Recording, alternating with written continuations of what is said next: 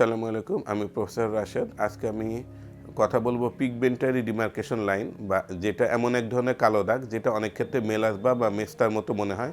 এমন সময় দেখা যায় আমাদের রোগীরা তো বুঝেনি না, অনেক সময় দেখা যায় বিভিন্ন ডাক্তার সাহেবের কাছে গেলেও বা অনেক সময় মানে স্কিন স্পেশালিস্ট না অন্যদের কাছে গেলেও এটা দেখা যায় বা মেস্তা হিসেবে চিকিৎসা করে থাকেন। তো এই জন্য এই রোগটা সম্পর্কে জানানো আমি একটু দায়িত্ব মনে করছি।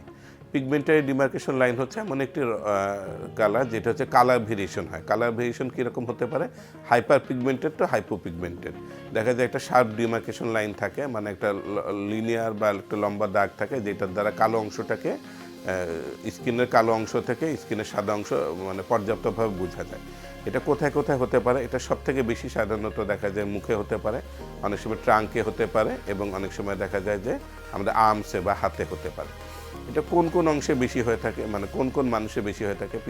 সবথেকে বেশি হয়ে থাকে ব্ল্যাক পিপলদের। ব্ল্যাক পিপল বলতে আমরা বুঝে থাকি সাধারণত এশিয়ান বলতে আমাদের সাবকন্টিনেন্টে, যেমন ইন্ডিয়া, পাকিস্তান, বাংলাদেশ, এবং আফ্রিকান এরিয়া এবং হিসপ্যানিক পপুলেশনদের মধ্যে।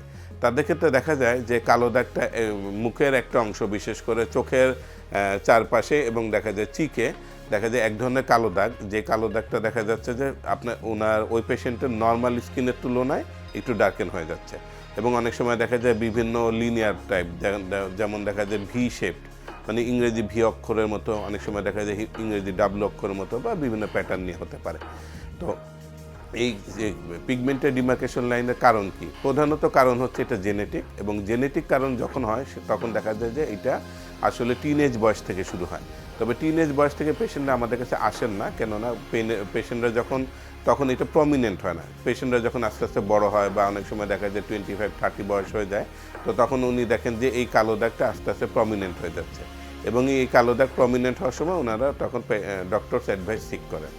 তো এই ধরনের এটা একটা জেনেটিক কারণ। 2 নম্বর হচ্ছে সানলাইটের কারণে হতে পারে, সূর্যের আলো মানে প্রমিনেন্ট হলে হতে পারে, হরমোনাল ইমব্যালেন্স হলে হতে পারে। হরমোনাল ইমব্যালেন্সের ক্ষেত্রে প্রেগনেন্সি একটা গুরুত্বপূর্ণ কারণ।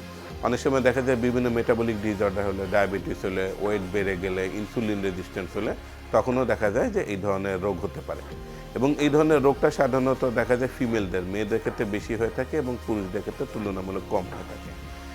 আর এই রোগটার ক্ষেত্রে সাধারণত দেখা যায় যে আমরা মেলাজমাতে যত ধরনের পার্থক্য তো আছেই, যেটা হলো আমরা বিভিন্ন ক্লিনিক্যাল ফিচার বা বিভিন্ন প্যাথোফিজিওলজি বা বিভিন্ন উৎসের কারণ, এটা থেকে তো পার্থক্য করা যায়। ট্রিটমেন্টে কিন্তু ভেরিয়েশন আছে বা চিকিৎসার ক্ষেত্রে। মেলাজমা থেকে দেখা যায় যে আমরা সাধারণত বিভিন্ন ধরনের ব্লিচিং ক্রিম রাতে ব্যবহার করে থাকি। তো এই ধরনের ব্লিচিং ক্রিম কিন্তু এখানে সাধারণত খুব একটি ইফেক্টিভ হয় না। তো এই ক্ষেত্রে তবে একটা জিনিসের ট্রিটমেন্টে মিল আছে, সেটা হচ্ছে মেলাজমা বা মেস্তাতে যেমন আমরা পর্যাপ্ত পরিমাণে এবং রেগুলার ভিত্তিতে সানস্ক্রিন ব্যবহার করতে বলি, এখানের ক্ষেত্রেও কিন্তু একইভাবে আমরা এটা ব্যবহার করতে বলি। এছাড়া এখানে লাগানোর ক্রিমের ক্ষেত্রে যদি আমরা ব্যবহার করতে বলি, সাধারণত আলফা হাইড্রোক্সি অ্যাসিড, সেটা দেখা যায় ম্যান্ডেলিক অ্যাসিড, ল্যাকটিক অ্যাসিড, এটা ব্যবহার করার ক্ষেত্রে কিছু ক্ষেত্রে ফল পাওয়া যায়।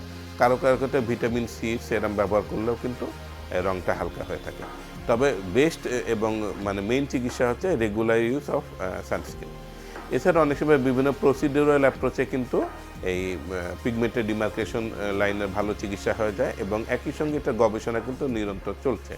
তো প্রসিডিউরাল অ্যাপ্রোচ কি? প্রসিডিউরাল অ্যাপ্রোচে বিভিন্ন ধরনের লেজার করা। লেজার মধ্যে আমরা কোন লেজারটাতে ভালো ফল পেয়ে থাকি? লেজারের মধ্যে ভালো ফল পেয়ে থাকি আমরা হলো পিকোসেকেন্ড লেজারে এবং এনডিআর লেজারে। এই লেজারগুলো করলে দেখা যায় সাধারণত এই কালো দাগটা আস্তে আস্তে ফেড হতে থাকে, হালকা হতে থাকে, এবং আস্তে আস্তে কাজ করে। এছাড়া দেখা যায় যে আমরা পিআরপি বা প্লাটিলেট রিচ প্লাজমা থেরাপি দিতে পারি, কোনো কোনো ক্ষেত্রে আমরা কেমিক্যাল পিলিং করতে পারি। এটার দ্বারাও কিন্তু আমাদের এই পিগমেন্টের ডিমার্কেশন লাইনটা অনেকটা কমে যায়। তবে পিগমেন্টের ডিমার্কেশন লাইন যে পুরোপুরি একেবারে ভ্যানিশ হয়ে অন্য চামড়ার মতো নর্মাল হয়ে যাবে, এটা অনেক ক্ষেত্রে আশা করা নাও যেতে পারে, তবে কারো কারো ক্ষেত্রে কমে যেতে পারে। তবে যখন পর্যন্ত আপনার যখন ট্রিটমেন্টটা সাকসেসফুল হয়ে থাকে, তখন দেখা যায় যে এই কালো দাগটা এমন হালকা হয়ে যায় যেটা পাশের সারাউন্ডিং নর্মাল স্কিনের সঙ্গে অনেক সময় পেশেন্ট বা আশেপাশের লোকরা মানে পার্থক্য করতে পারেন না, যার ফলে এটাকে আমরা মোটামুটি সাকসেসফুল ট্রিটমেন্ট ধরে থাকি। এবং পিগমেন্টের ডিমার্কেশন লাইন, এটা প্রথম জিনিস হচ্ছে এটা মেস্তা না, এবং মেস্তা থেকে এটার পর্যাপ্ত আইডেন্টিফাইং পয়েন্ট আছে, এবং এটা যেহেতু আলাদা রোগ আলাদাভাবে অ্যাপ্রোচ করতে হবে, আলাদাভাবে ট্রিটমেন্ট করতে হবে।